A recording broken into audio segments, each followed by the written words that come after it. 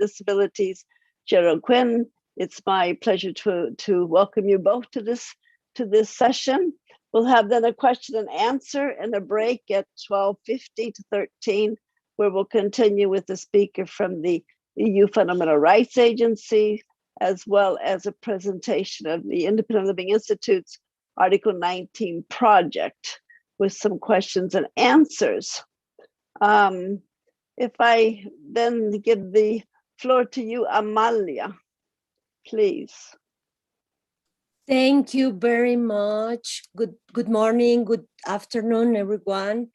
I would like to thank for the opportunity to contribute to Freedom Serve, and it's a pleasure to be here. The Convention on the Rights of Persons with Disabilities brought about another momentous paradigm shift, replacing the medical and charity approaches to disability with a human rights model of disability based on the inherent dignity and human rights of persons with disabilities. It is basic to understand that convention is a legal framework, a binding international law, and it must be fulfilled as such. The country that has ratified the convention is under a legal obligation to protect all the rights for all persons with disabilities. The convention should be read through the lens of the general principles proclaimed by Article 3, the first one of which is respect of inherent dignity, individual autonomy, including the freedom to make one's own choices, and independence of persons. Every article should be read as a whole convention. Article 19 of the Convention and its General Comment number 5 contain the right to live independently and being included in the community. It contemplates two concepts: the right to live independently, which is the individual dimension, and being included in the community, which refers to a social dimension. It is the positive right to create inclusive environments.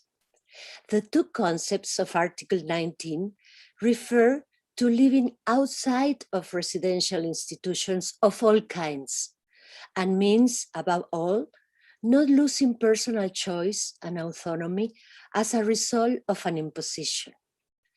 Article 19 refers to political rights and economic, social, and cultural rights, and is an example of the interrelation, interdependence, and indivisibility of all human rights.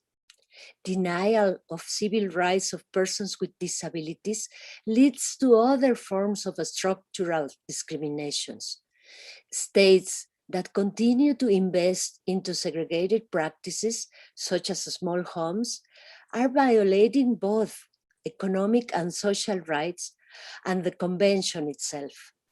They should be making structural transformation through harmonizing their legislation with the convention and investing into independent living in the community. A lack of community-based services or supports shouldn't be an excuse for segregation. Many persons with disabilities placed temporarily in group homes end up being in institutions for life. General Comment also says, neither large institutions with more than 100 residents, nor small homes with between 5 and 8 people, nor even individual homes can be called independent living systems if they contain other defining elements of institutions, sharing of assistance with other people, and the lack of influence that can be exerted on those from whom help must be accepted, isolation and segregation, lack of control over daily decisions, no possibility of choosing with whom to live, rigidity of routine, identical activities in the same place for a group subject to a certain authority, a paternalist approach, supervision of the living system. Both large and small homes are dangerous for persons with disabilities.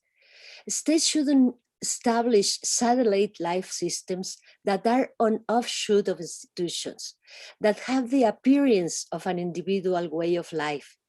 State parties should also prohibit directors of residential institutions from becoming guardians of residents. As we know, all the articles are linked with the Article 19, 7, 15, 16, 23. Article 19 is also completely linked to Article 12, which guarantees legal capacity without discrimination based on disability.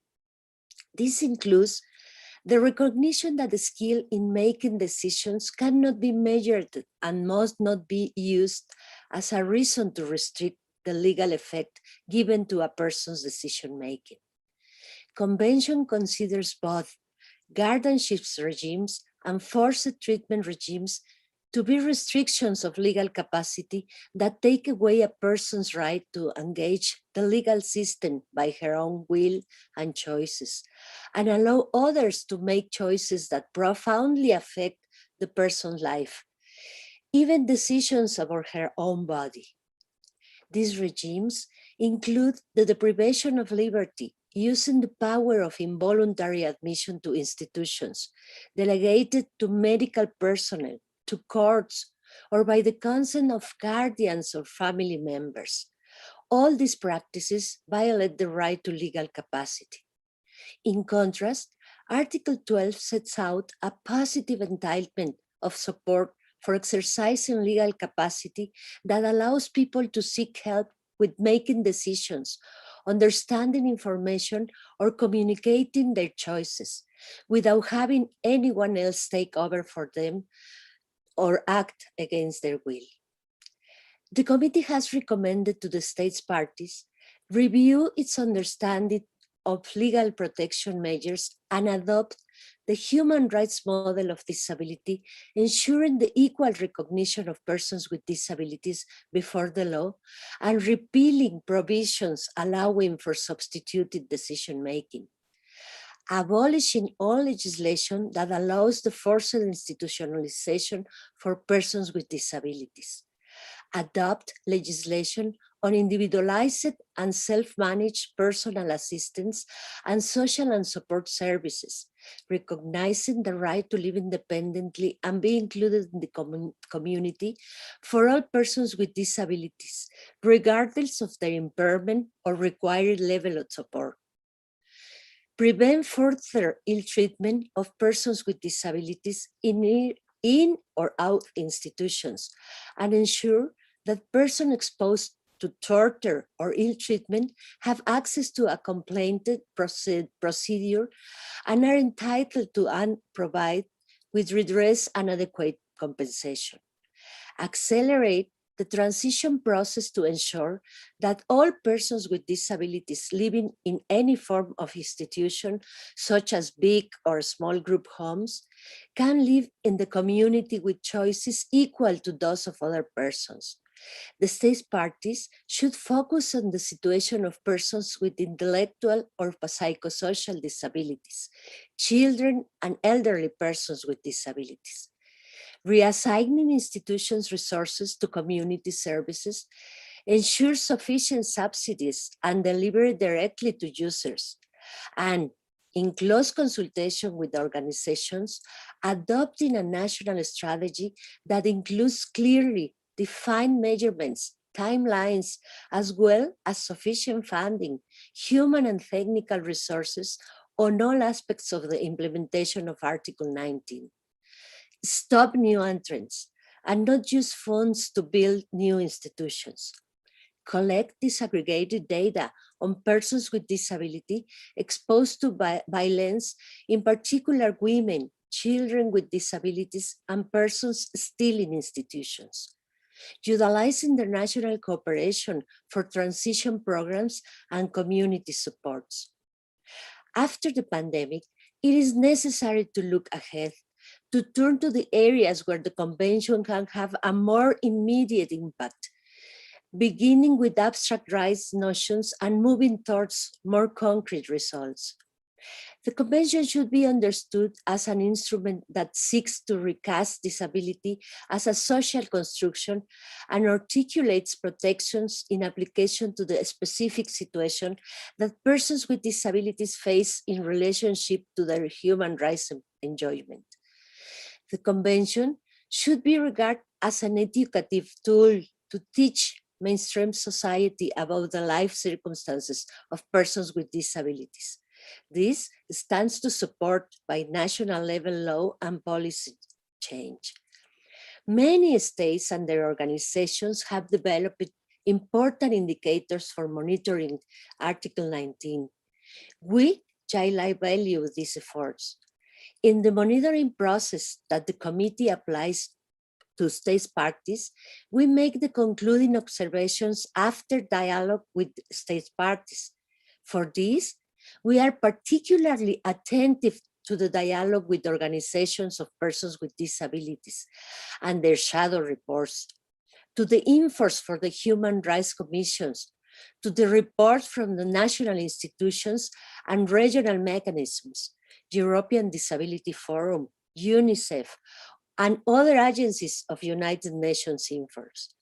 We also take into account the recommendations made by other treaty bodies such as the Committee on the Elimination of Discrimination Against Women, CEDAW, Committee on the Rights of Children, Committee Against Torture, as well as the Sustainable Development Goals, especially the policy guidelines created by the Office of the High Commissioner of Human Rights. Regarding the great importance of states' compliance with the Article 19 and its General Comment number 5, to ensure that persons with disabilities are not segregated anymore, during the 23rd session in the committee, we established a working group on the institutionalization. In this 2021, we have carried out public consultations with organizations of persons with disabilities in all regions. It was the first times in the committee's history that the organization interacted so closely with the experts. We obtained valuable input that have contributed to the guidelines on the institutionalization.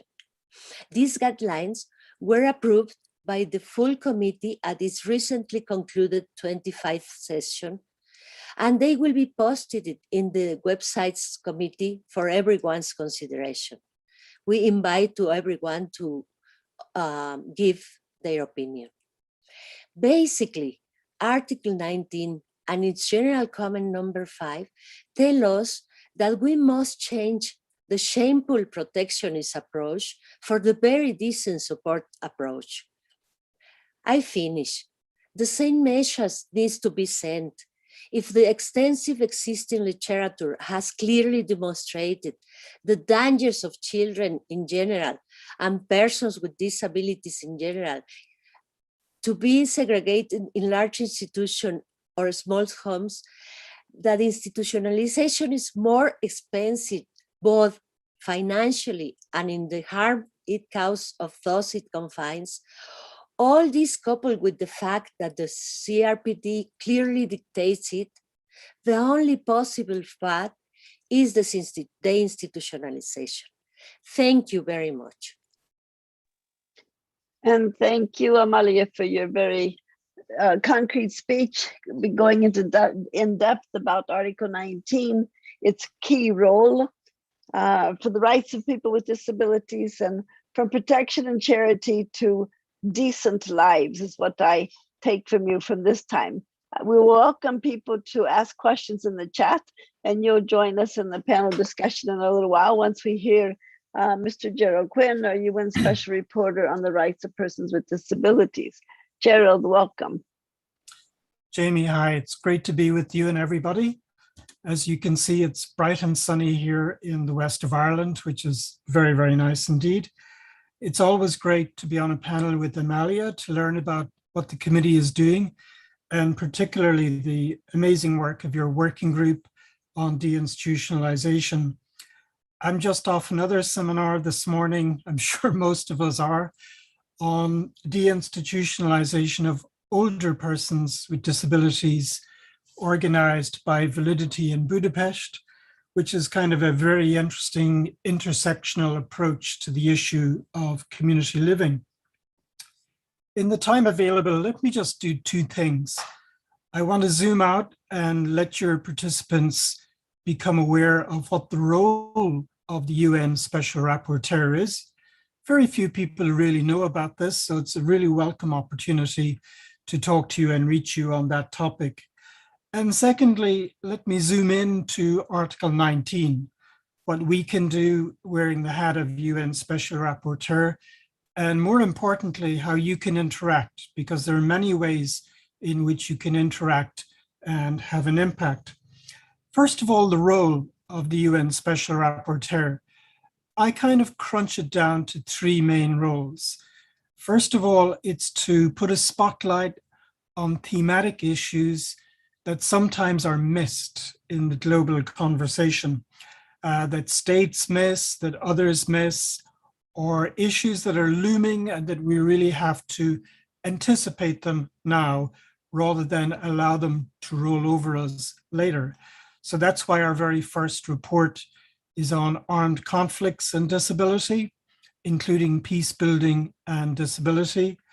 Our next one will be on artificial intelligence, some of the risks, but also some of the opportunities and disability. And our third one is actually going to be on community living, but more particularly the transformation of services that is needed to happen and that can happen around the world, and to do so intersectionally, considering older persons as well as persons with disabilities. But more about that shortly. By the way, we always issue calls for inputs if people have particular points of view they want to express on the thematic topics we are putting forward. So a call for inputs on artificial intelligence will go out very shortly. And one of the things I'm particularly interested in is the evolution toward e-platforms as a substitute for traditional services, and how artificial intelligence might drive that forward, and some of the risks that also attach to that. So the thematic reporting is very high profile. It starts a conversation at the very highest level, and there are lots of opportunities for civil society groups to interact and get involved. The second major role of a UN Special Rapporteur is country visits. The way I like to put it is we place a spotlight on particular countries. The CRPD committee, like all treaty bodies, exceptionally has the authority to visit countries, but we are actually expected to do so twice a year. And that's usually an in-depth 2-week visit.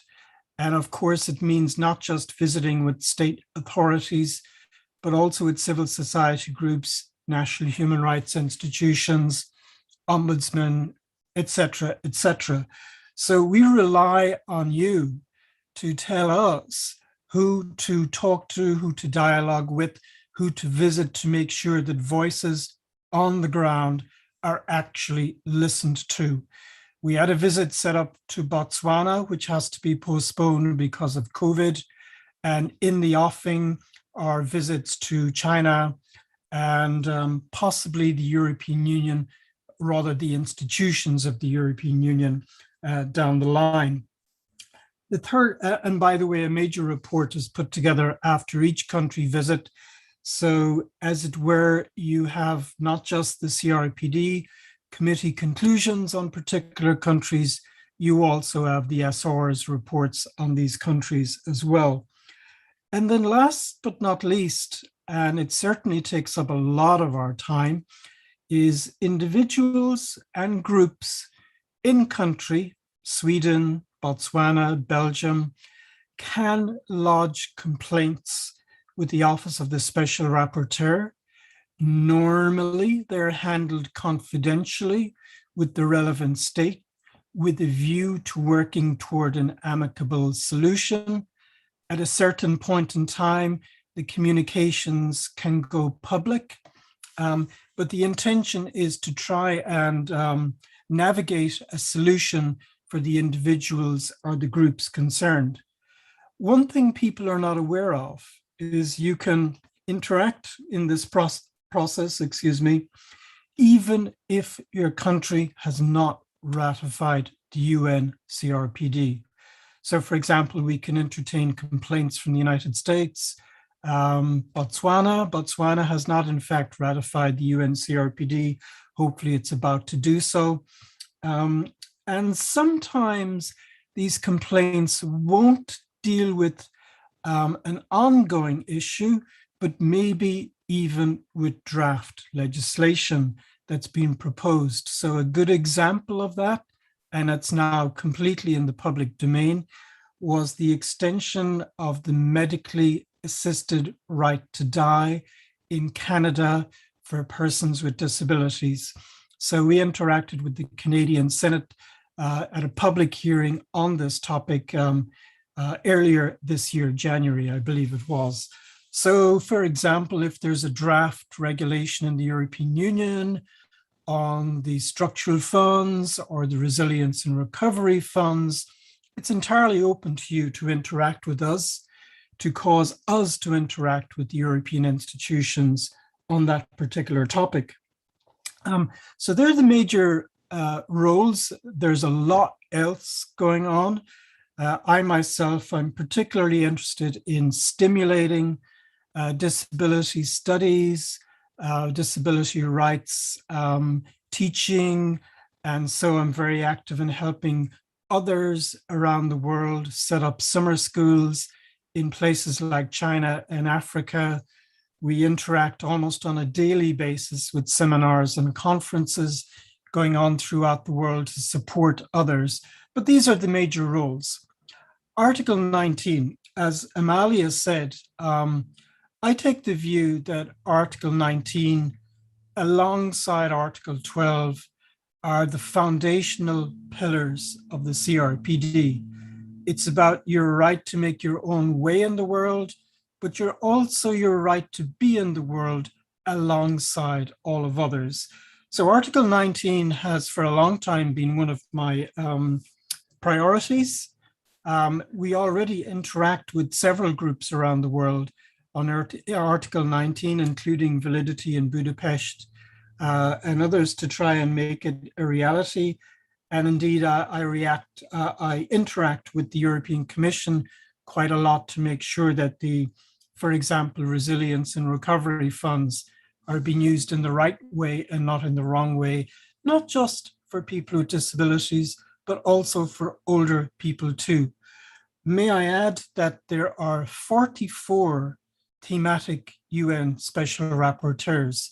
It's a job in itself just keeping up with the activities of all of them, ranging from torture to disability to old age to albinism.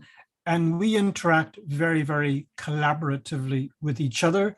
And indeed, if there's an issue that's intersectional in nature, we generally interact together and not isolated as UNSR on disability or old age or whatnot. So going into the future, community living is a real priority for us. I very much welcome your interaction either on thematic reports, and the call for inputs is usually public, or on country visits, although many of them are on hold because of COVID at the moment, or on the complaints procedure, which complements the additional protocol to the UN CRPD. It's not a substitute for it, it complements for it. So with that whistle-stop tour of the role of the UNSR, I'll hand it right back to you, Jamie, and thank you so much. Thank you, Gerald. Thank you for this presentation, which I found interesting myself. I hope others did as well. I'm giving us new ideas for new tools that we can use. This complaint procedure, I didn't know about that. And also even the Rapporteur system, that there's so many others that one could commonly interact together. I think it's good news to know about that. putting the spotlight was one of your main thing on thematic issues, country visits, and we're thankful that there is somebody to put that spotlight. We go from here to actually the question and answer system session, and I'm wondering if I have help from the team on what questions have been asked, if there's any so far. There is one in the chat from Dorothy. Okay, I Okay. see that one now. I can read that. Okay, In the please. UK, there are constant attempts to say that Article 19, 12, and 14 do not mean that substitute decision-making, involuntary admission to a psychiatric hospitals, and forced treatment should end. What can be done about this? I give that to both of you. Amalia, Gerald, would you like to comment?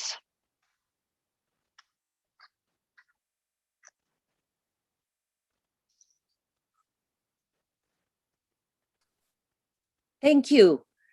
Yes, it's true. This has happened. And the issue is that maybe Article 12 is not completely clear in very of the lines, but we have the general observation number 1 that is clarify all these things. Maybe some people think that some parts of the Article 12 could be read at the same of substituted decision making, but we should read the article in the context altogether, and it's clarified by the general observation number 1, and if we relationship all the parts of the Article 12, we can see that of course that UK say is not true. It's completely clear in general observation number 1 that Article 19 together with Article 12 and of course 14, because we don't want to people being tortured, is about against the convention. So it's necessary to give more explanation, and we are doing that through our recommendations and to this conference, and Validity Foundation is making many good job in this part. But it's true. My answer is that we should read the Article 12 as a complete with other articles, and but from the beginning, the complete article and with general observation number 1. Thank you. Thank you, Amalia. Would you like to add something, Gerald? Gerard? Yeah, I'd just add that Article 12, 14, and 19 combined together, point in a radically different direction. And it's kind of no surprise that systems would be moving rather slow in that direction, because even though we can change law and public policy, it takes a long time for systems to catch up. What I would say is, and it's cause for optimism, that the WHO has recently launched a major study on non-coercive models and approaches to mental health, pointing out that there are already in place the elements for building up the new model. So what I see the UN CRPD committee doing is helping to steadily clarify what that new model is and the line of direction we should be following. For me, on Article 19, one of the core issues is, what do we mean by progressive achievement or progressive realization of the right to community living? Because it's a double-edged sword. Many states hide behind it in order to justify the continuation of old systems, and some states use it to begin ratcheting up the drive toward a completely new model. I think one of the interesting fights is in the European Union, for example, about the correct use of the EU structural funds and indeed the recovery and resilience funds, because unless we're using them to ratchet upwards a completely new model, the dangerous systems will always fall backward and then abuse concepts like progressive achievement to justify slowness in their progress toward the right end. So that's, to me, that's a fascinating area, but I've taken up too much of your time. Let me hand you back. Thank you for that. We see that there's Dorothy Gould has also made another comment, which I'd also like to take up, something that was on, that we met on Tuesday in the Freedom Surf. She says here that that she's also told that the general comments are only the committee's opinion, not binding. So how can this be addressed? And on Tuesday, we had a presentation from Susan Berg in Sweden, where there was a case that was taken through all the courts in Sweden, and we ended up doing a complaint from Sweden to the committee on a person who was deaf, who didn't get a job because the cost for the sign language interpretation were considered too high. And the committee did do a recommendation to Sweden, where Sweden's answers, they're doing everything that needs to be done.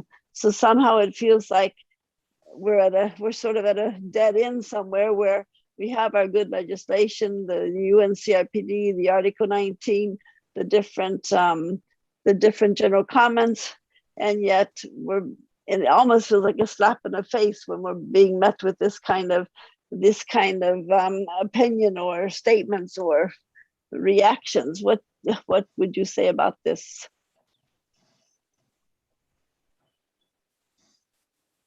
Thank you. Well, yes, this is an issue that some people use to say that the general comments are only the opinion of the members of the committee. But, well, as I said at the beginning, the convention is an international law, and this is a binding instrument. So general comments are to help to understand how to apply the articles, and it's a tool, and it's a very good tool. Of course, if not a binding instrument, but the convention itself is a binding instrument. So it's necessary to think the general comments as a very important tool to help to understand the articles. So, I mean, it's a little bit like Gerald said, there are many things that some states use to say we can apply this or we can apply that. But if you see that the convention is a binding instrument, this is enough to arrive to the implementation of the convention. Thank you. Thank you. Gerald, would you like to add something? Yes, thanks, Jamie. Very briefly, you know, there were so many important foundational shifts in the treaty that there sometimes is, to enable agreement to happen, constructive ambiguity. And everybody knows that it's the role of a treaty monitoring body, a treaty interpreting body, to, as it were, fill in those gaps as we go along, to take stock of experience and to steadily clarify the norms. It's not legally binding, that is true, but nevertheless, it's a very authoritative statement plumbing the depths of, let's say, Article 19 or Article 12. I would say the real question is, what are other authoritative bodies doing in light of the general comments? So, for example, the WHO is now taking very seriously the move toward non-coercive based approaches to mental health. Many of the other specialized agencies are also active on the issue of community living. So we're building up a head of steam. It's not that everything turns on the general comment, it's that it stimulates other action in the UN system. That's not to say that there aren't problematics. I mean, I think one of the problematics, for example, in the European Union, is a very negative legal opinion of the legal service of the Commission that not only pours cold water on general comments, but actually even on the treaty itself. So I would say it depends on what others are doing, and it depends on the cogency and the logic of the general comment and whether it's capable of triggering more widespread action in the system. And that's the true test, I think, over time. Thank you for that. We have another question which has come from Kapka Panayotova in Bulgaria, saying that Bulgaria became famous with its DI model, which does not imply DI at all. People are moved from large institutions to small group homes. The CRPD committee knows this and refers to this problem in its concluding observation. Professor Quinn knows this as well, and the Bulgarian government does not do anything to fix this situation. What can be done at different levels, nationally and internationally?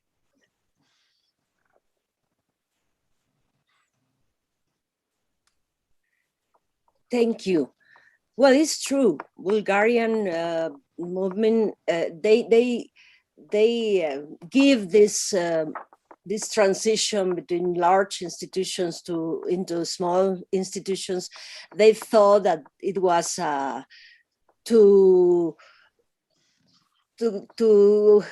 mean, that they said that there are the institutionalization persons with disabilities, but we know that it's not true, because as I said, large and small institutions are the same. And of course, we said we told them in concluded observation that this is not the way. It's the institutionalization is to avoid all institutions, large or small. And we are trying to, with other, I mean, with Validity, with Disability Rights International and committee, we are trying to make understand them that this is not the way, and that is the same large and small institution. As Gerald said one time, I can understand why we are talking about of small groups homes now, after many years from the draft of the convention and the implementation of the convention. It's unbelievable to continue talking about the small groups, but it's the same. It's a very hard work. It's a very difficult to understand this, and we are working in this, and we hope that they understand very well that it's the same large and small institutions. Thank you very much, Gerald. Yeah, thank you, Jamie. To me, the question, when is an institution not an institution, is exactly the wrong question to ask, because that forces you to say, here are the distinguishing characteristics of an institution. Hey presto, they're not present in a small group home, especially if it takes on a particular character. I think that's a wild goose chase. It's the wrong question to ask. I think we should unfold it from inside out, which is, what does it mean for a person to flourish in their own home and in the community? And can a congregated setting, no matter how big or how small, ever function as a home for a person, allowing for the flourishing of the human personality? And the answer is obviously not. And And I think it's testament to the lingering idea that that institutionalization, even group homes, are not a wrong to be righted. I think society at large has yet to make that clear judgment. And I think until we make that clear judgment, then we're going to be caught up in the wild goose chase of when is an institution not an institution. So I say change the terms of the debate and let's move away from that kind of terminology. Thank you. Thank you, Gerard and Amalia. Let's see. Now, there's somebody commenting that it's the same situation in CR, which I think would be the Czech Republic, where new homes are 20 to 30 for 20 or 30 people are being built. This is due to the fact that there's no personal assistance for living at home, a question of money. But you say we need to change our language and to try to fight another way. We have to see. What else is here? That Amy, if I can yes, help, Camille, please, in the Camille. in the Q&A section, there is also a comment by Ola Linden. It's not in Sorry? the chat. In the Q&A, not in the chat. There is a comment, a question from Ola Linden. Okay, thank you. Ola Yes. Linda has put a Yes. question. How can we formulate a legally sound demand on states to progressively achieve rights on an individual and structural level, respectively?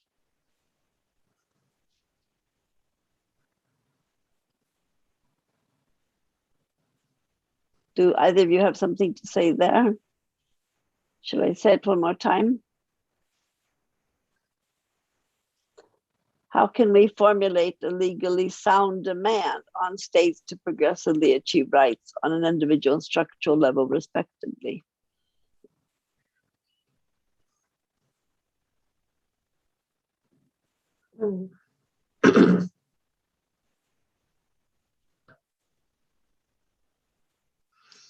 My interpretation would be that's what we've heard so far, is that we just keep reminding them and hoping that the changes that were so fundamental will eventually happen. But I don't know. So maybe I'll just come back in briefly there. Please. This is a crucial question. And I think we need 100% clarity on what progressive realization means.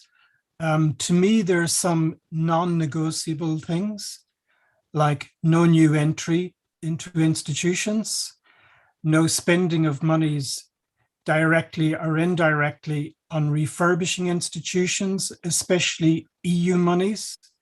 If institutions fall beneath a certain standard, that's not the fault of the EU taxpayer, that's the fault of the local national taxpayer. They've got to fix that themselves. And any monies that we put up front, for example, through the European Union as taxpayers, should be spent on building up the alternatives and the options and on innovation. That's my understanding of progressive realization. Also, Rome wasn't built in a day, but it was built.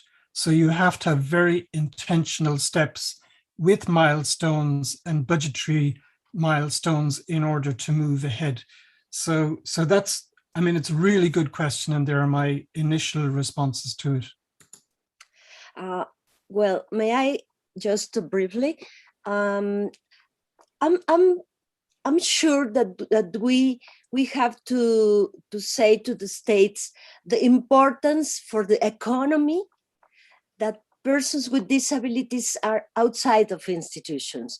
I mean, they say that it's very expensive, but we should make understand that it's more expensive to have institutions than to have community support, and to give them the strong idea that the state's economies it could be growing with these persons into the economy.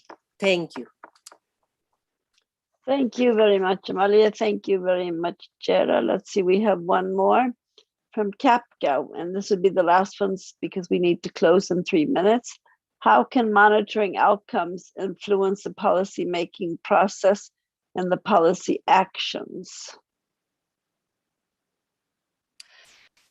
Well, of course, it's a very important tool because in the committee, we, as you know, we give recommendations and we follow up the actions, and this is part of the monitoring, but it's part of the visibilization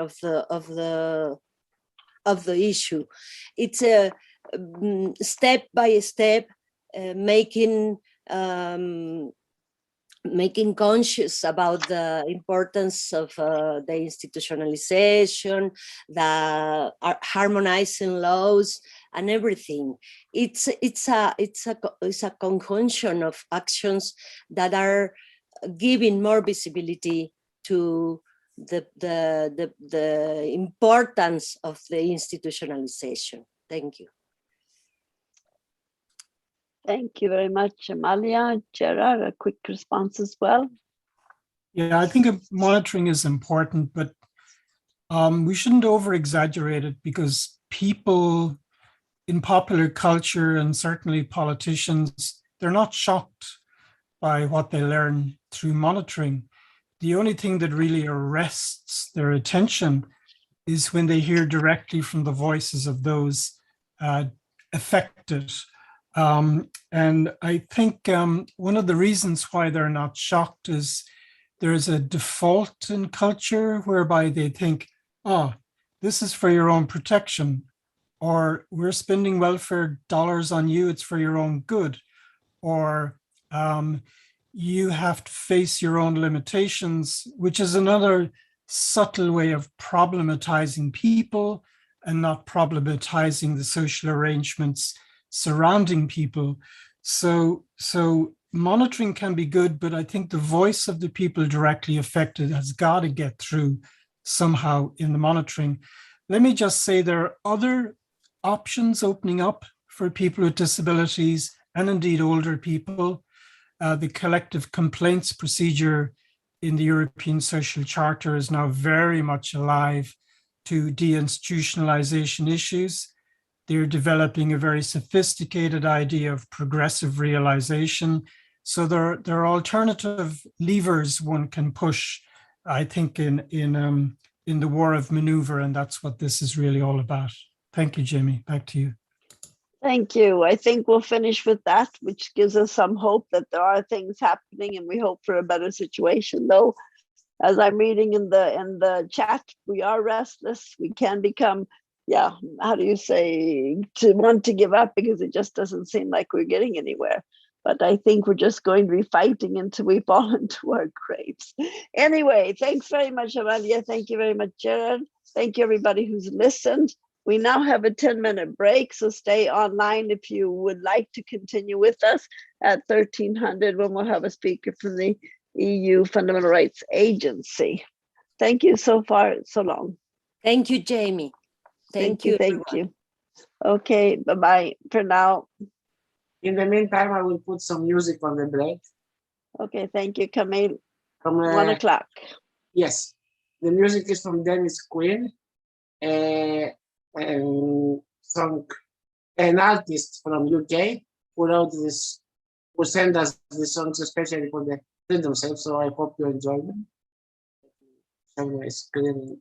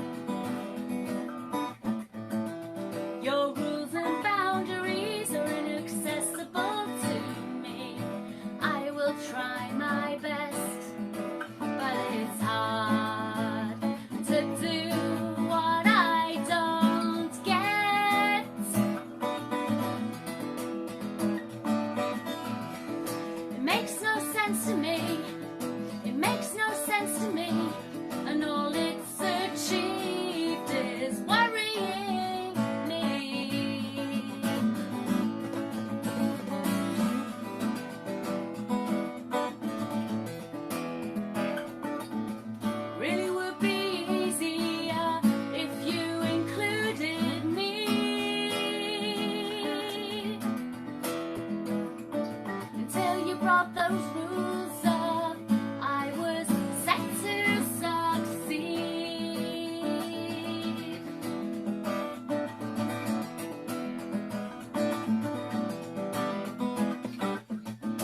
I put on my pretty dress, tried to behave my best. No one was convinced, surrounded by friends, but feeling like an alien.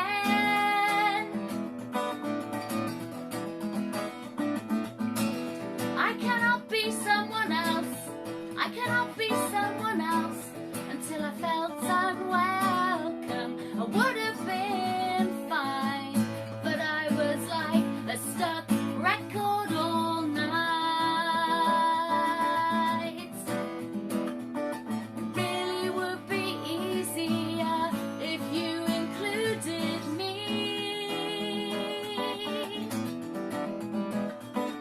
Till you brought them rules up, I was set to succeed.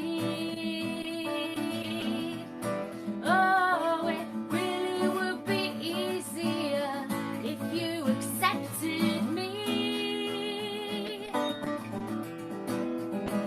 But you set me up to fail and then put all the blame on me.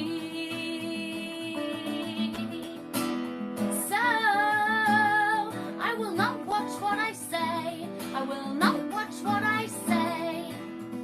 If you can't handle me, don't ask me to play. I'll gladly be out of your way. Really would be easier if you accepted me. But you set me up to fail and then put all the blame on me. Oh, it really would be easier if you included me. But you set me up to fail and put all the blame on me.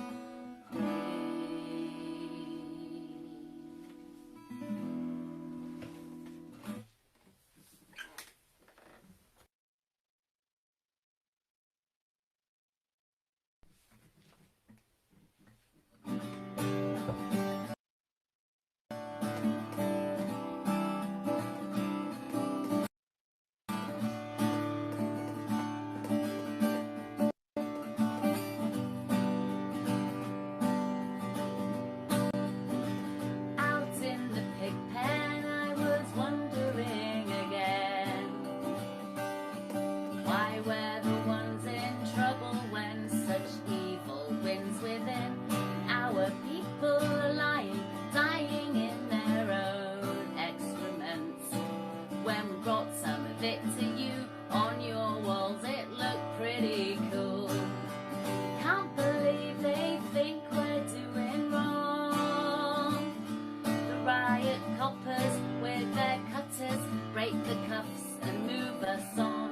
You know I don't believe they think we're doing wrong. What we're doing is nothing compared to what's getting done.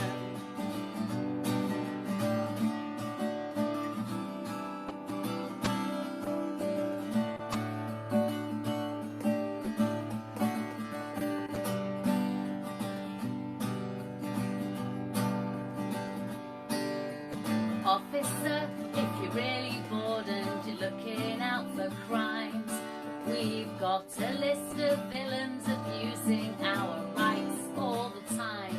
But somehow this doesn't bother you like a slot on their land. So you come harassing us while our people feel their hand. Can't believe they think we're doing wrong. The riot coppers with their cutters break the cuffs and move us on. You know I don't believe they think we're doing wrong. What we're doing is nothing compared to what's getting done.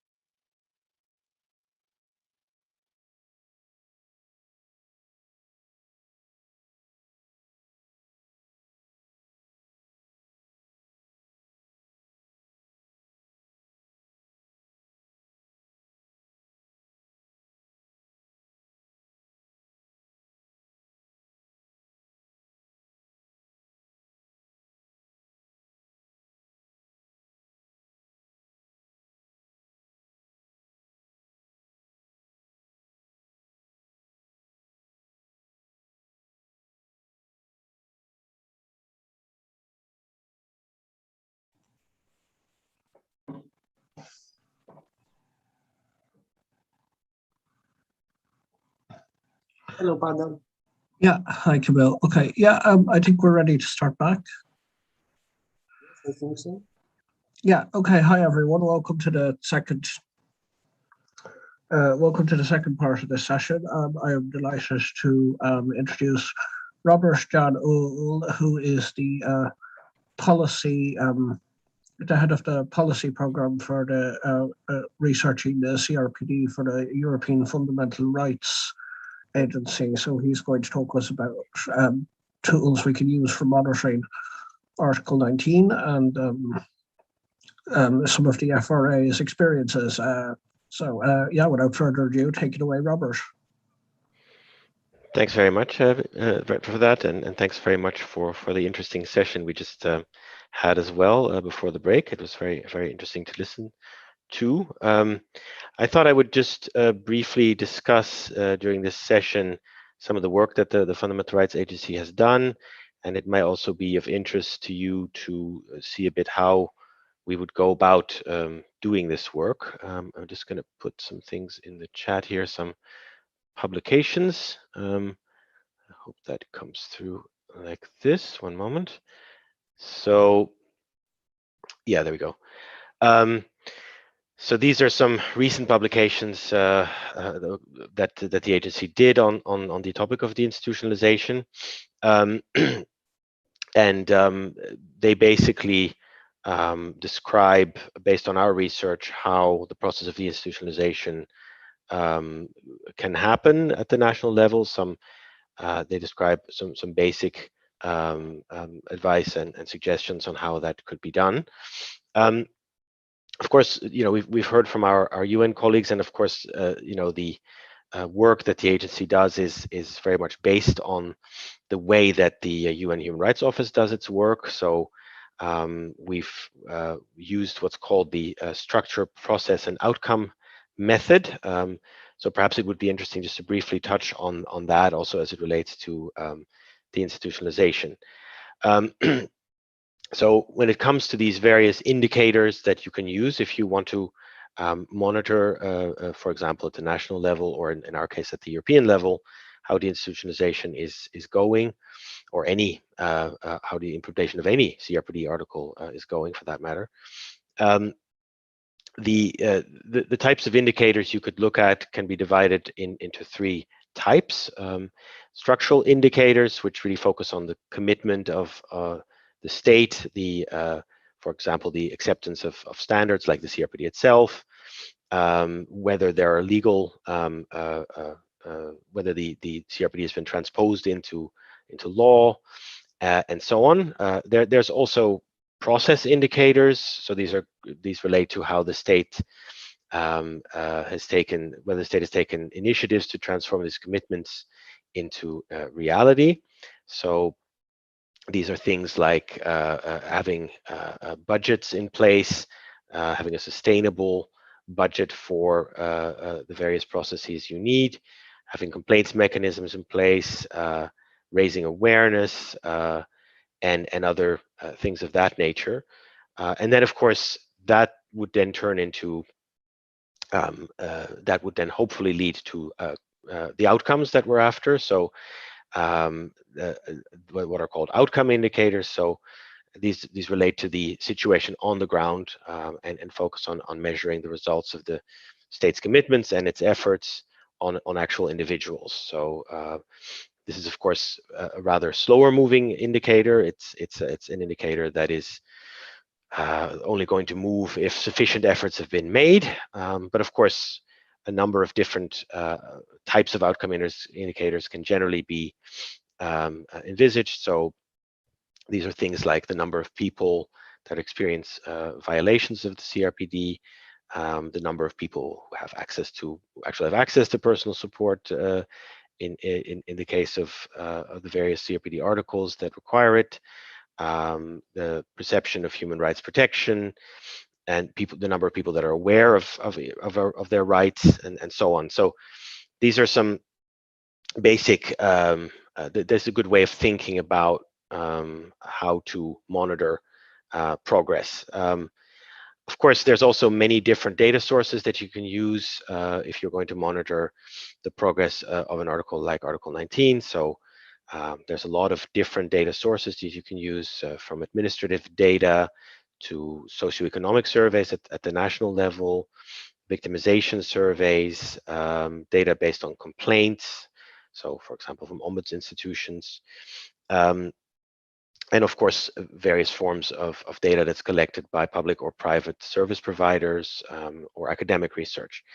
The same is true of the European level, where we looked at in our research a large number of surveys. So there's Eurostat surveys, there's other surveys. I pasted a document which describes some of these surveys as well into the chat just now.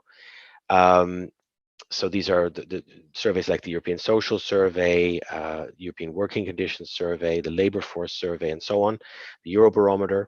So that will tell you at the European level how things are going. And so I think just to illustrate that when it comes to the institutionalization, if you look at our reports that I just highlighted in the chat, these the reports, for example, the report on structures describe indicators like, has the state ratified the CRPD? Is there a legal right to personal assistance in the law? Is there even a deinstitutionalization strategy in place? Are there clear commitments to deinstitutionalization? We've all seen, as discussed previously in the previous session, of course, that there is not always a very clear commitment, but of course that largely that largely occurs in practice rather than in formality. But it is in form.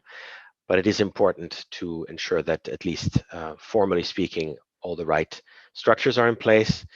Then we also have a report on funding and budgeting, which talks about indicators that relate to the question of whether funding schemes for DI are in place, whether sufficient budgets are made available for personal assistance, and then of course there's also some of the outcome related surveys that we've used. So here we've looked at questions that are asked to people in surveys, questions like, I feel that I'm free to decide how to live my life, or I feel left out of society.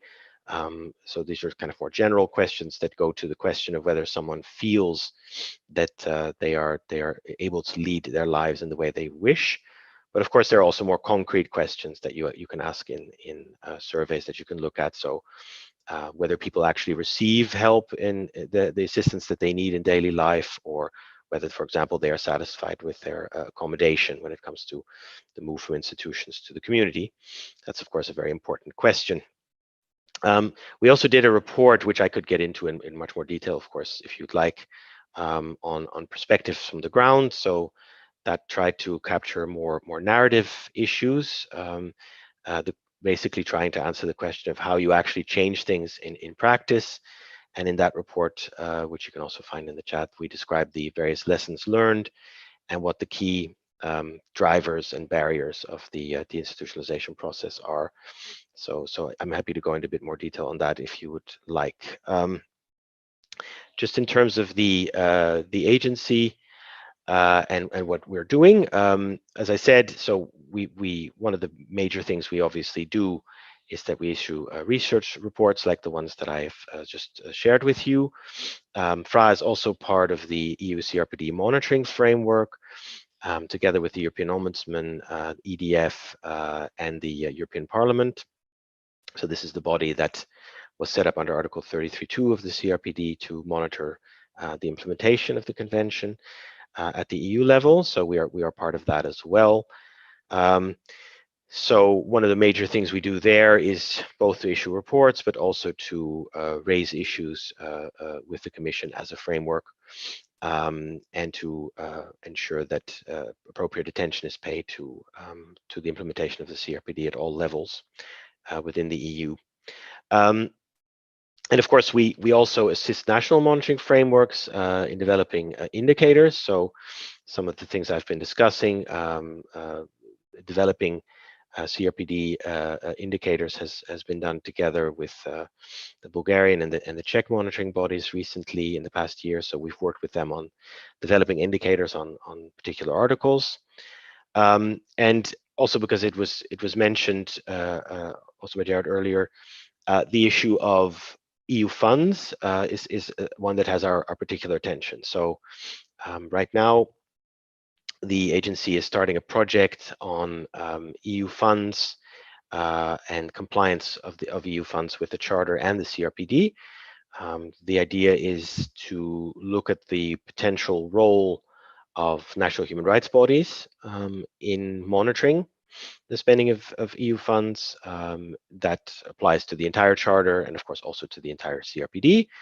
But obviously, as we all know, the institutionalization is one of the key areas where better implementation is obviously needed and more monitoring is needed.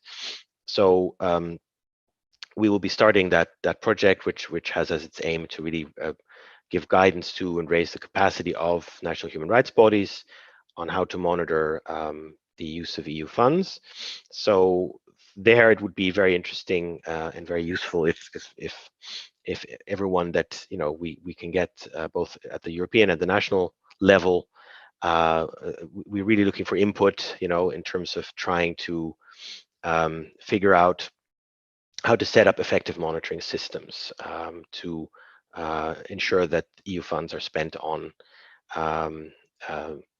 living in the community rather than in perpetuating institutionalization. So it's clear that we need to do more on that as an EU in general.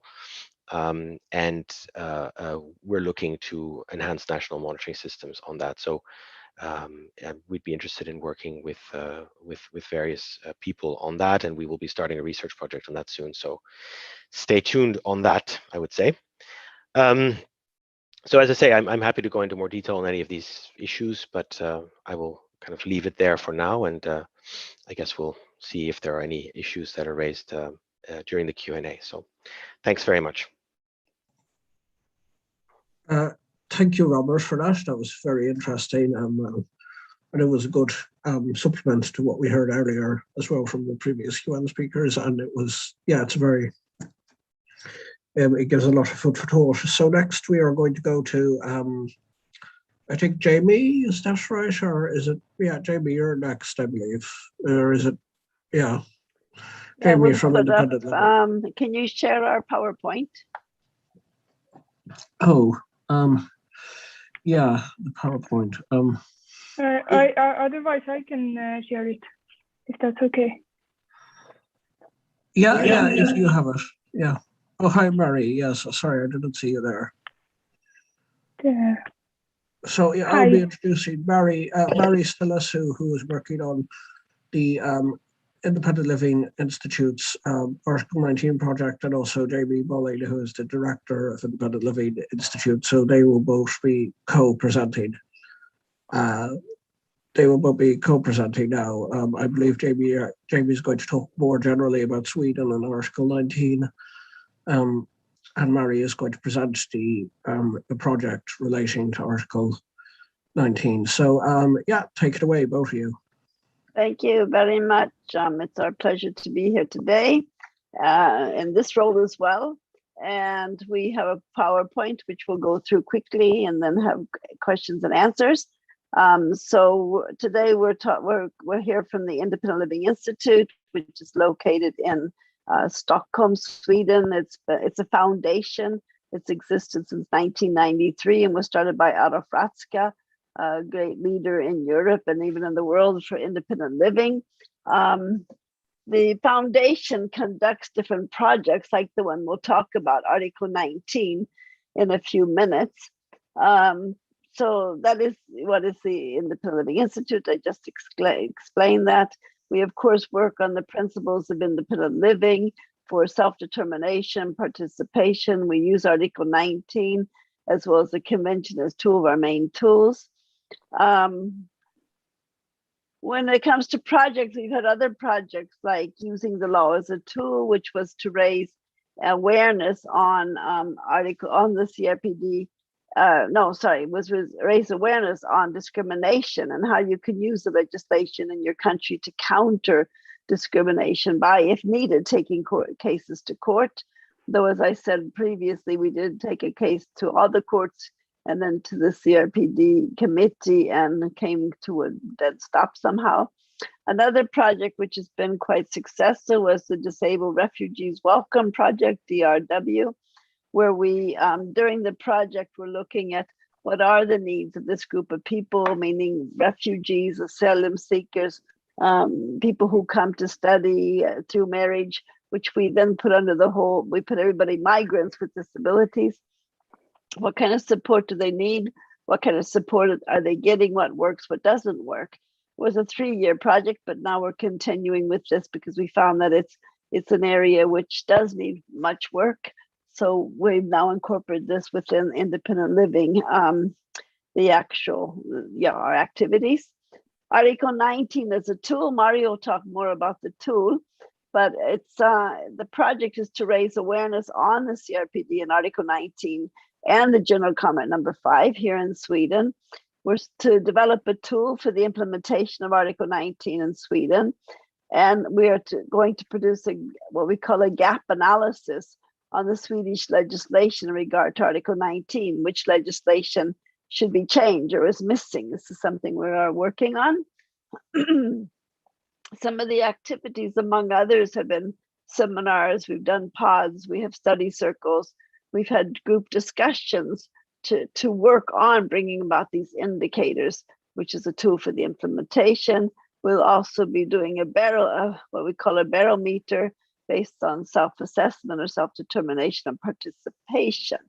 With this short introduction, I give the word to Mari Suselu, who is the Independent Living Human Rights Officer and one of our project team members for Article 19. Thank you, Mari. Thank you, Jamie, for this very good introduction of our project. And now I will take on this our monitoring tool for Article 19. Our project was kicked off in a context where there, of course, already are similar monitoring exercises going on the level of different authorities in Sweden. Like rights to disabled people, they are monitored, but we weren't quite happy with those monitoring exercises because we were thinking they aren't quite asking the right questions. They aren't quite getting it right what needs to be monitored if it comes to monitoring the right to independent living. And one of the reasons why we thought that the focus is a bit off is that the monitoring tools normally are not co-produced with disabled people. If disabled people have a role in them at all, then the role is way too little to actually have an impact on the monitoring tool. So therefore, when we started developing our monitoring tool, then we were thinking that we will actually let disabled people to determine the indicators that we need to monitor. Disabled people will answer the question, what needs to be monitored? What are the right questions to be asked? And with different ways of communication, as you can see on this picture here, which is a picture of 3 pictograms. On the first pictogram, there is a cash machine. On the second pictogram, there is a person with thinking bubbles, where in the thinking bubbles you have, in one thinking bubble you have cleaning supplies, in the other thinking bubble you have a house, and the third thinking bubble you have a computer. And then there is one more pictogram with a person with a speaking bubble. So that way we started working groups of disabled people who defined indicators that would need to be monitored to see all the different aspects of our right to independent living. And here you see another picture where the way of communication has been a bit different, but it also shows on the background you have a paper with a silhouette of a house on it, and then on top of the paper you have different post-its with words on them, indicating the different indicators that need to be monitored. And that's how we came to our right to independent living puzzle. So we started imagining our Article 19 right to independent living as a puzzle, where implementation means making sure that all the different pieces of the puzzle are in place. And monitoring means that checking whether the different pieces of the puzzle are in place. So that's how we come to the next picture, which shows the puzzle where the different parts of Article 19 are being divided up in the puzzle. At the same time, while our working groups of disabled people were determining these indicators and these pieces of our independent living puzzle, Ola Linder, who used to work until quite recently as a lawyer for us, he carried out legal analysis of the text of the convention, as well as the general comment number 5 on the right to independent living.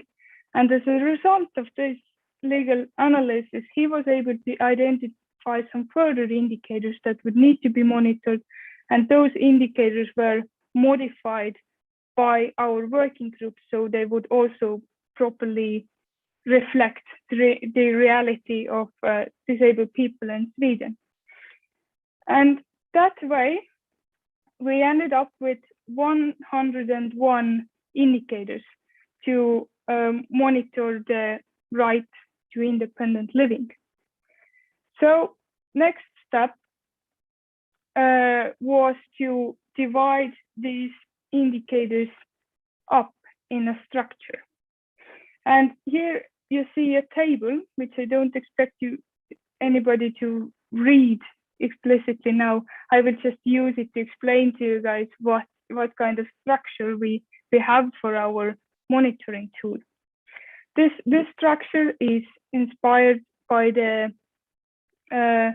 UN human rights indicators, which we have been talking about here before, so I won't stop too long on that. The thing that we added to the structure of UN human rights indicators is the level of personal experience. So what our structure started to look like then we had, at first we had personal experience, and then we had the outcome, process, and structure. And the reason why we added this personal experience level is also to really strengthen the perspective of disabled people in this monitoring exercise, as Gerald Quinn said, that what has to be monitored and the results of the monitoring have to be coming from disabled people.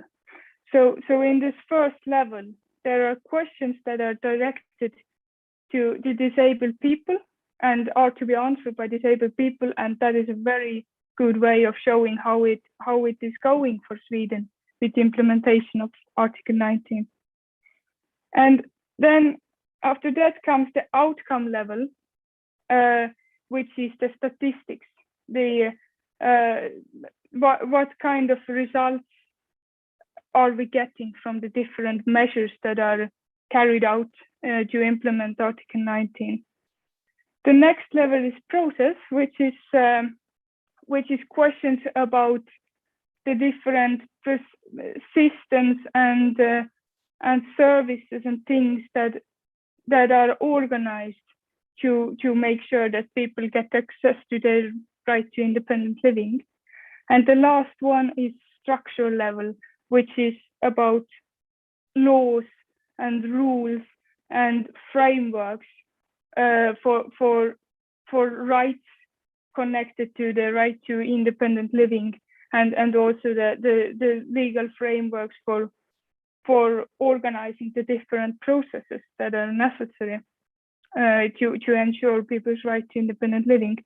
And in all those levels, we also had a division of the different parts of Article 19. So we divided the indicators up in Article 19 Chapter, which is the general provision of the right to independent living. Then Article 19A about choosing a place of residence. Article 19B about personalized support, and Article 19C about accessibility. Yes, and so this is the structure which we came up with, and by answering the questions in each of the bits, it's possible to see how well is it going with the implementation of the right to independent living. Now, we are also in the project very interested in sharing this tool, and because this tool has to really be disseminated if it's gonna have any effect on the rights of people with disabilities, because it has to be used, and therefore we put a lot of emphasis on interacting with other organizations and authorities to do what we can so this would be in reality used. And of course, we are interested in sharing this internationally as well. At the same time, as we also realize that this tool is gonna have to develop in time, because the situation in the countries is changing, people's lives are changing, our legal standards are changing, so has this the content of the pieces of our independent living puzzle has to change as well. Yes, thank you very much. And I think we have 5 minutes for questions. Okay, thank you, Mary. That was very informative. Thank you very much. Okay, so we are going to move on to our second and final questions and answers session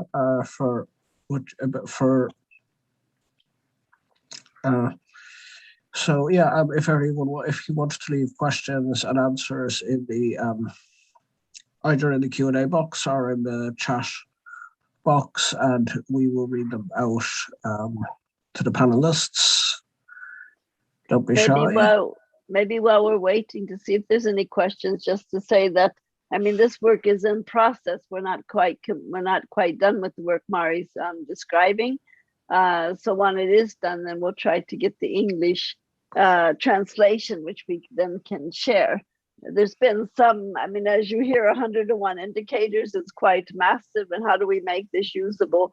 So we're dealing with some issues, trying to make it as simple as possible, and yet it's important because these indicators have come from group discussions with disabled people who themselves are talking about what they would like to have in this as the questions to make sure that their rights are being met. So that's just a little bit explanatory. Mm-hmm. Yeah, thanks for that, Jamie. I guess while we're waiting for Q&As, I can maybe lead with just an impromptu question of my own. So this is for all panel. This is for Robert, Jamie, and well, no, actually, no. Sorry, this is for Jamie and Mary. Actually, especially Mary. What kind of responses have you had mostly so far from the project? I mean, I know it's an ongoing process, but I mean, how would you broadly summarize the responses to the Article 19 project, especially from disabled people in Sweden? Yeah, that's a very interesting question. If it comes to our working groups who were putting together these indicators for our monitoring tool, then they were at first just really confused, because it is by reading the text of the convention to grasp kind of what it means to have a right to independent living. That's just very difficult and very confusing. So we were spending quite a while just kind of trying to internalize ourselves in what it means to have a right to independent living, and once we get there, then we can also start wondering about how well is it going for Sweden to implement that right, and then the shock comes, thinking that, oh, it's not really going that well at all, and but through this analysis, our project participants have had a very exciting journey in learning more about the rights, but also putting together this tool so that later on we have something to work with towards a better implementation of our rights. So from disabled people, we did get a very positive response.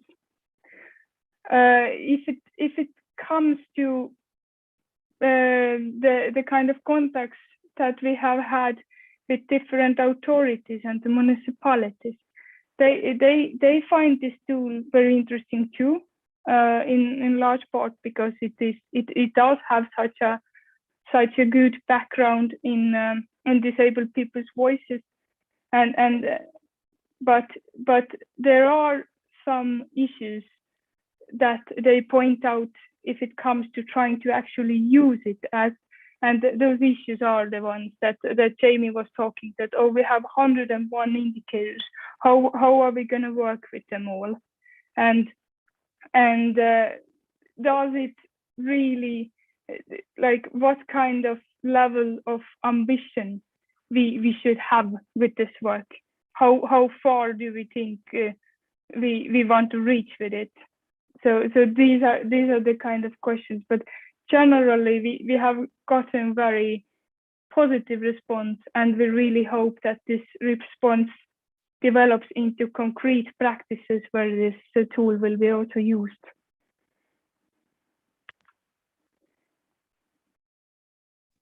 Okay, thank you, Mary. That's a very interesting answer.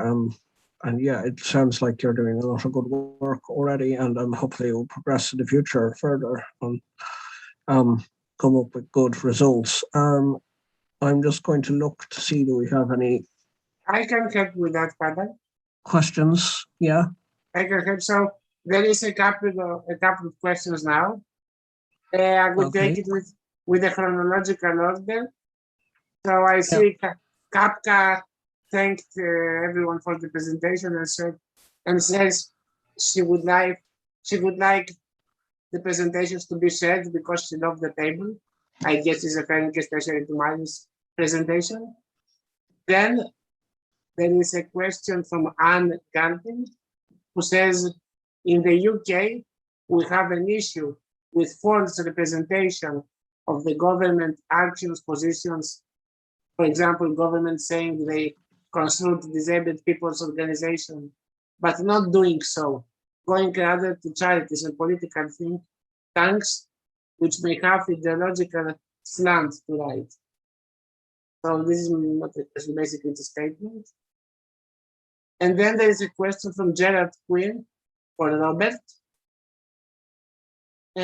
which says, how can national human rights institutions with a national mandate monitor EU funding? Shouldn't the Commission do that and then robustly enforce the ESIF regulations. Robert, would you like to take on that? Sure. Yes. Yes. Thanks very much for that, Jared. Yeah. No, it's an important question. I think it's a question we're trying to figure out an answer to. I think the way I would see it is sort of at a fairly practical level. Obviously, EU funds funded a large different number of types of things at at the national level. It is very difficult, obviously, for the Commission to identify where the problems might be with each of those, each of the uses of the national funds that are then decided at the at the national level by the national fund administrations. So, what we're trying to look at is how can the national human rights bodies organize their work so that they pick up on potential violations of the Charter or the CRPD early on, and then can communicate that to the national fund administrators or to the Commission, right? So obviously, for example, the NHRIs are very closely tied, as they should be, to civil society as required by the Paris Principles. So they will have links with a large number of different civil society organizations, NGOs, and so on. And through the use of that network, they can hopefully pick up on potential violations and kind of enhance the ability of, in that sense, the Commission to do its job. So that's the way we're thinking about it. But to be honest, it's sort of a new thing, and this is one of the aims of our projects, is to see, okay, can they play a role in this? Can there be, for example, also someone at the National Human Rights Institution, or that actually looks at EU funds and the way they're being spent at the national level, and of course how they can cooperate with civil society on that as well. So yeah, it's a work in progress, I think, is the short version, but we do think they can play a role. Yeah, thank you. And since we are with Robert, there is one more question for you from Kapka Panayotova. If the results of FRA work, including CRPD and Article 19, go to the Commission, why the European Commission ignored them? I'm not sure the Commission is ignoring it. I think we've shared these findings with the Commission. The Commission has, of course, issued its strategy, the new disability strategy, that has a fairly clear and strong section in it on the institutionalization. You can have a look at the institutionalization section of the strategy, which has fairly concrete actions by the Commission in it. We took active part in the design of the strategy. So, I'm not sure that, I would agree with sort of the characterization as ignoring it. Of course, yeah, I mean, I think the implementation of the institutionalization in any event is very much, of course, the Commission has a key role when it comes to the EU funds, as I've described. So we're working also with the Commission on ensuring that the EU funds are spent properly. The Commission is working on various initiatives on that, and so are we in our various areas of responsibility. So that is something we're actually working with the Commission on right now.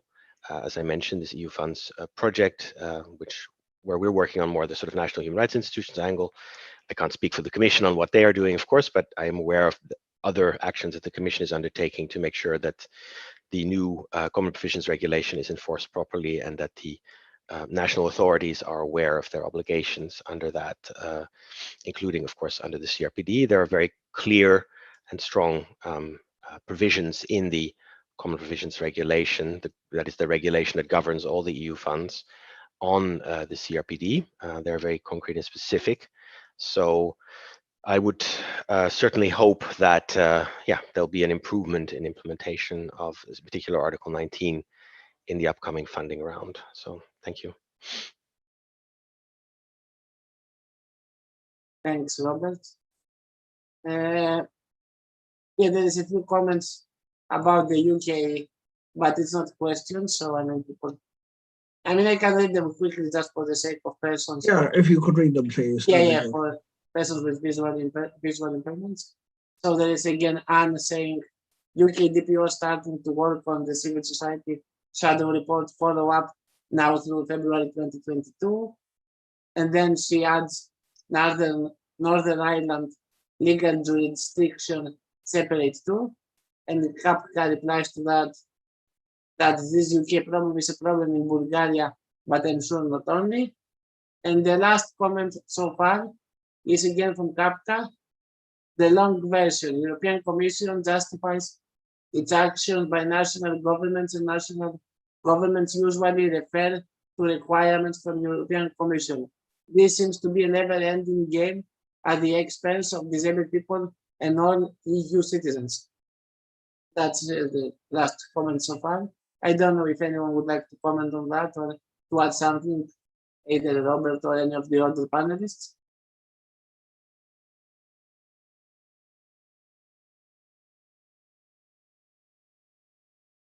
I assume no. I could ask another question if that's okay. Just while we're waiting. Yeah, I guess this is for anyone. I mean, I'd actually like to hear Jared's opinions on this as well. Even though, I mean, I know he's already taken part in the Q&A, but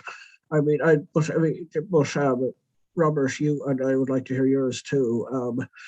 I mean, for states, to give one example, I'm a bit ashamed to say my own country of Ireland, who have so far refused to sign the optimal protocol of the CRPD, even if they have signed the document itself. Since the optimal protocol is a way to enable DPOs and civil society to hold the governments to account on implementing the CRPD, but yeah, if states refuse to sign it, what's the best way to successfully monitor Article 19 in the context of states refusing to engage with the CRPD's protocol? If that made sense, sorry. Yeah. So if Jared and Robert would like to answer that, maybe.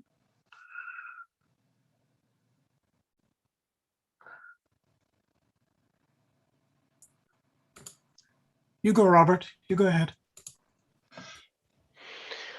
Well, I mean, I think without the optional protocol, obviously you have the various standard systems that are available at the UN level, right? So obviously commenting on the various providing input to the CRPD committee's regular monitoring process, and providing shadow reports, and of course, more generally, of course, you can think of all kinds of ways of organizing at the national level to push for changes. So obviously using the UN system would be one way of doing that. But we describe in our reports, many sort of drivers of deinstitutionalization, and obviously organizing at the local, the regional, the national level, trying to engage in effective advocacy. These are all things that, of course, should be tried, and of course, perhaps also engaging, if possible, in various forms of legal action. I know there's been some attempts to do that at the EU level, but of course, national court cases can also be a catalyst for change. So there's many different ways of doing it, yeah, I think the key is to determine which one you think is the most effective. So I guess that's the short answer that I would give. But perhaps Jared, you'd have some more thoughts on that. No, I think that's very right. And unfortunately, the thing about international law is it all pivots on sovereignty and the choice of nation states. So there's nothing one can do to compel a country to opt into what is, after all, an optional protocol. So I don't think everything rests on that. I think a lot turns on how well we use the reporting mechanism. So I would agree with Robert in that regard. Thank you. Thank you both. There is a question from Mathilde from France. She says, sorry for my question. It's maybe not on the right time.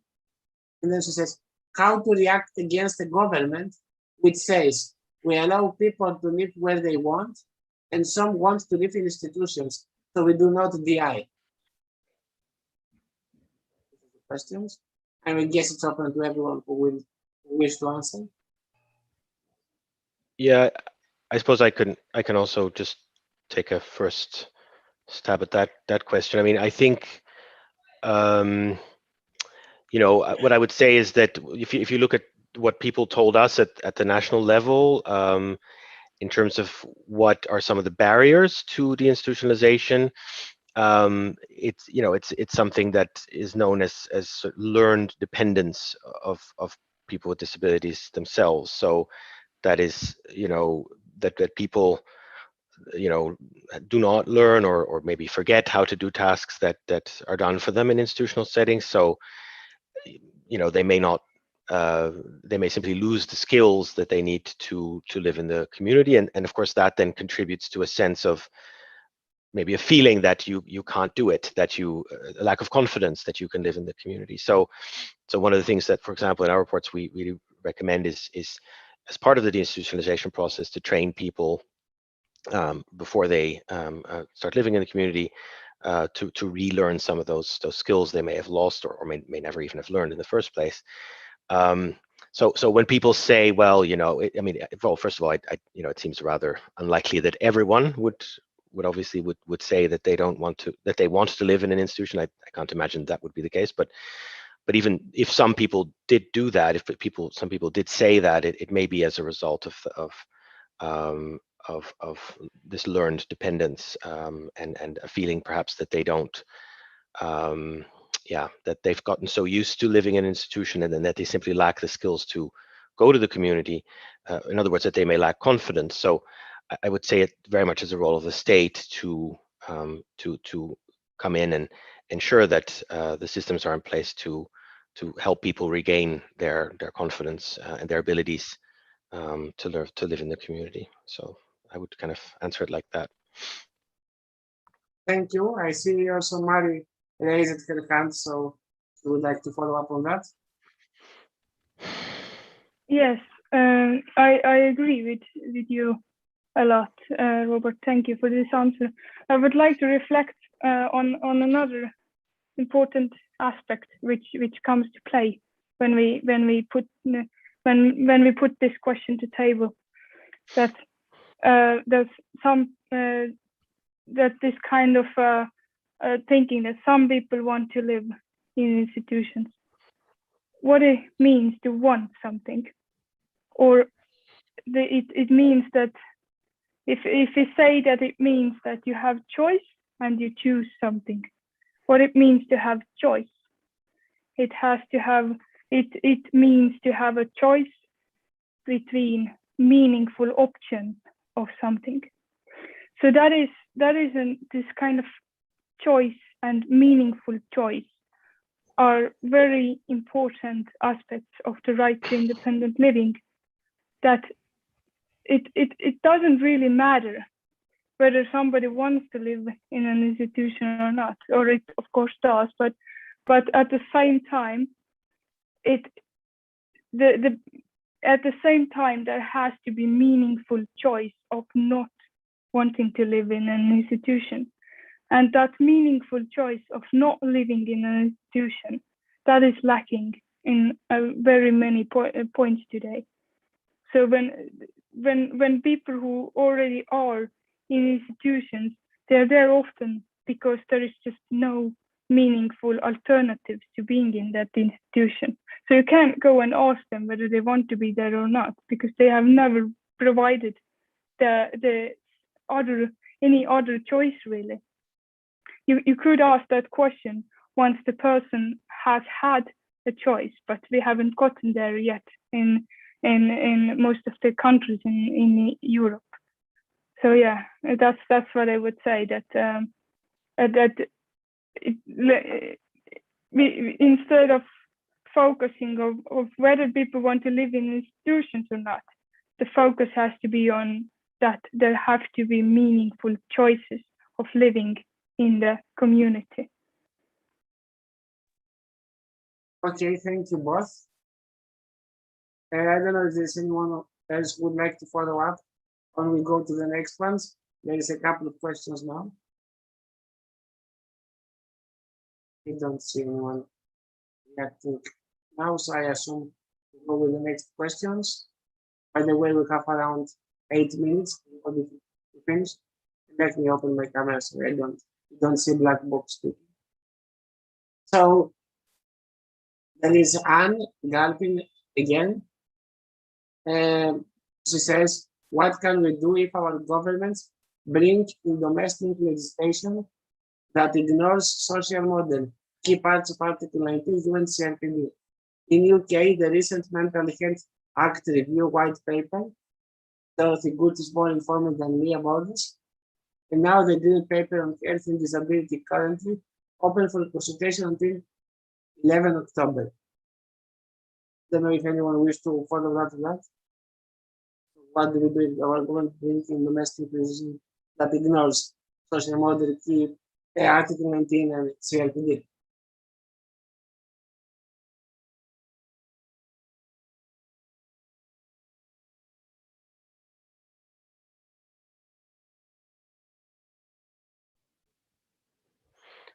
Yeah, I suppose, I mean, obviously, you know, the UK is no longer a member of the EU, but in terms of the general question, I would simply say, you know, when such a thing occurs, you try to advocate against it, right? You respond to this open consultation and try to make it clear that, you know, that I assume we're talking about an attempt to use the medical model here, so that is not an appropriate way of looking at disability. And yeah, you respond to the consultation to the best you can, also by using every available channel that you have, I suppose.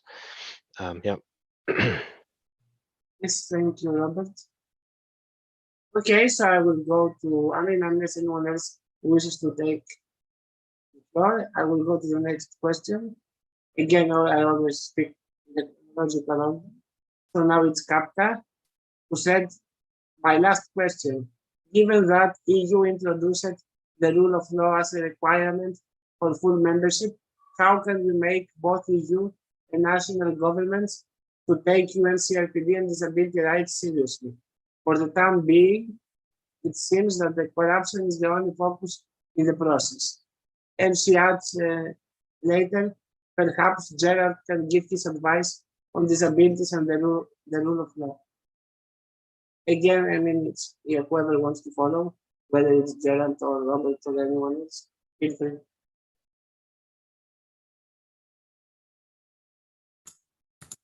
Go ahead, Robert. Yes, thanks for that, Gerard. Well, I think you know, continued advocacy, continued efforts at all levels. I know we're all in the sort of the disability community at the EU level trying our very best to make sure that disability rights get the attention that they deserve, and I think it's fair to say that we see many continued deficiencies on that. I think you know, just to also deal a bit with the next question that relates to COVID, I think you know, I think that we talked about this a little bit in the chapter of our of the agency's fundamental rights report that we issue every year on the CRPD. I think you know, you could see in the response to COVID that there was a lack of awareness also at the level of national governments. You know, press conferences, being held without proper interpretation, captioning, and so on. Government's really only becoming aware of that when DPOs were responding to the lack of proper information in the right formats and the right ways that they should be presented. So it was striking that there was a lack of awareness, often even at the level of sort of the central government, which was, perhaps, a matter of some concern, let's say.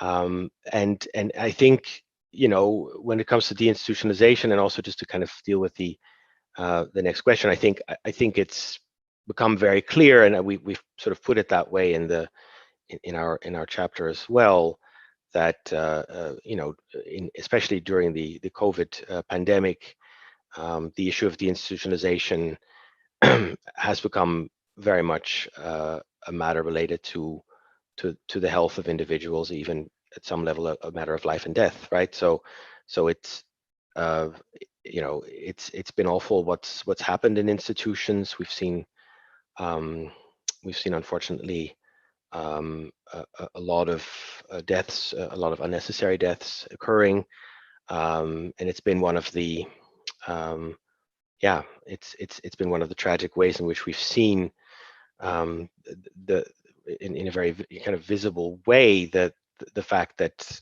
people are not living in the community, right? So that means they are not able to do certain things to shield themselves from the effects of the pandemic. So in that sense, it's shone a light on this problem, and I think we need to continue our efforts to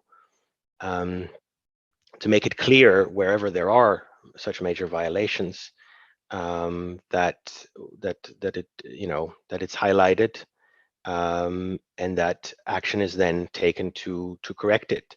I mean, it was only a small thing, of course, that I mentioned at the beginning, but the press conference, the press conferences held about COVID in most countries, I'm not sure it's every country now, but have at least improved in the sense of accessibility. So there was a reaction, and so when these kinds of things occur, you can see them also acting as a catalyst for change. So that's how I would kind of answer that. Thanks, Robert. And while you were speaking, you got a follow-up on the spot by Nadia, saying, what about the role of RA as part of the EU independent monitoring mechanism? I guess this is for you, I think. And probably this is the last question before us.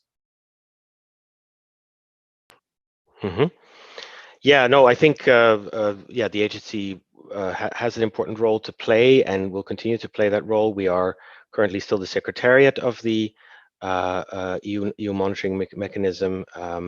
We are actively cooperating with the partners in the mechanism to promote the CRPD, and we are in regular touch with the Commission on that as well. One of the roles that we will be playing, kind of relating it back to the previous panel, is of course that the agency would intend, of course, to provide comments in the UN monitoring process at the CRPD committee, which of course is coming up next year. There will be the list of issues that will be posed to the EU as a party. I was going to say state party, but a party to the CRPD. The EU, of course, has ratified the CRPD itself, and so we will play our role there in providing information to the committee together with the other members of the framework. So, thank you.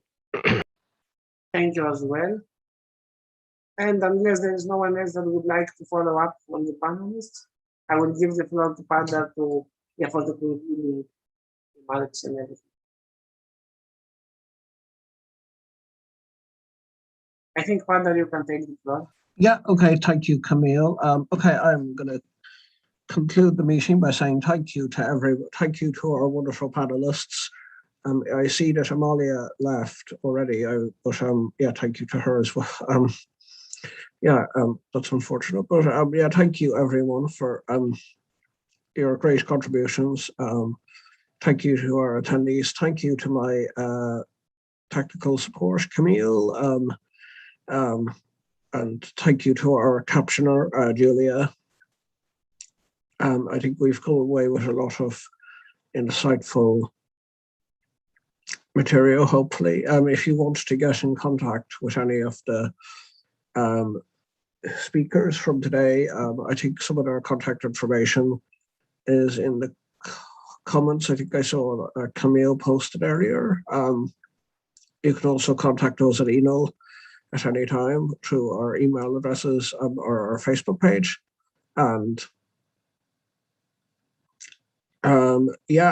this event will be recorded on YouTube, is recorded live on YouTube, so you can watch back. You can watch it back at any time you like, and please share it with your friends and communities as well.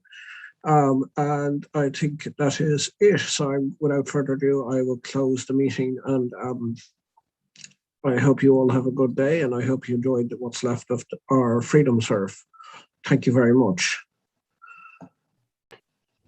Thank Thanks, you to everybody. Bye-bye. Thank you. Bye-bye. Thanks, everyone. Bye. Thank you, everybody. Bye. Let me stop the YouTube live streaming.